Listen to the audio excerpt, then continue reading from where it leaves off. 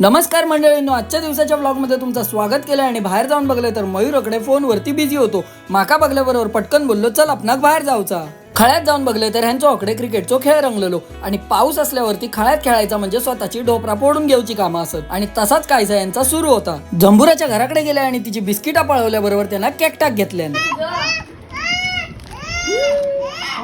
जंबुराची कळ काढलाय आणि मी इले घराकडे डायरेक्ट जेव आणि जेवणात आज भात सोबतच पनीरची भाजी आणि आज मी आणि हाऊस दोघ जणच जेवत होतो, कारण दादा संडे असल्या कारणान बाहेर फिराक गेलो. जेवण झाल्याबरोबर बाहेर येऊन सूर्या काकां वांगडा वायचवाय चर्चा केलं, कारण की दहीहंडी जवळ येता त्याची कामा बरीचशी बाकी असत आणि तकडेसून चर्चा करून झाल्यावर विमान काढून निघालो टी शर्ट प्रिंटिंग करणाऱ्याच्या दुकानात. दुकान जवळच होता म्हणून आम्ही तिघं जण ट्रिपल सीट जातो. दुकानाजवळ पोहोचलो, गाडीये पार्किंग केलं आणि बघलो तर बरेचसे शिडिये होते. मग म्हटलं चला आता आपला गड चढूचवा, गड चढांवरती जाऊया. बरेचसे शिडिये चढण झाल्यानंतर आम्ही थेट पोहोचलो त्यांच्या ऑफिसात गेलो आणि त्यांना आमचो टी शर्टचो पॅटर्न समजावून सांगितलं आणि वायचवाय चर्चा केलं. तकडेची कामा झाल्याबरोबर आम्ही इलो थेट पेट्रोल पंपवरती पेट्रोल भरू आणि या भावाशिक बघल्याबरोबर माझ्या मनात पटकन इला की आयुष्यात खायचाव काम करू, कधीच लाजा नको रे बाबा. घराकडे येता वाटेत चार्ली गावला आणि चार्ली सोबतच आपली शाळेतली एकदम खास मैत्रीण गावली. ती माका म्हणतात तुझे खोटे गुण अजून जाऊकत नाही. तकडेसून आम्ही थेट पोहोचलो आनंदाच्या घराकडे आणि तकडे आमची छोटीशी मीटिंग होती.